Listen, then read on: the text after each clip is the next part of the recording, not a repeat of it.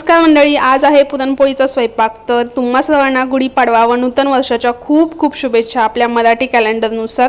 तर इथे मी डाळ शिजत घातली, पहिले तर तेल आणि हळद टाकून इथे मी कणिक मळून घेतली, दूध तापवून घेतलं, त्यानंतर आमटी करायला घेतली आणि आमटी झाल्याच पप्पा आले। पप्पांनी खोबरं, डाळ, त्यानंतर कडुलिंब हे आणलं, प्रसाद म्हणून खायचं असतं ते, थोडं का होईना त्याचा मान असतो असं म्हणतात।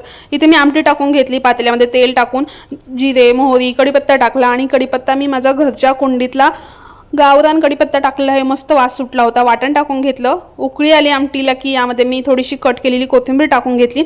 आमटी छान उकळी, मस्त अशी आमटी तयार आहे। इथे डाळीला देखील चरका देऊन घेतला, डाळानी म्हणजेच पुरण वाटून घेतलं चाळणीमध्ये। आता इथे मी चरका देऊन झाल्यानंतर काढते आणि पप्पांनी नैवेद्य आणला। सकाळी मस्त अशी देवपूजा केली होती, आज सुट्टी आहे म्हटलं निवांत सर्व काही करूयात आज।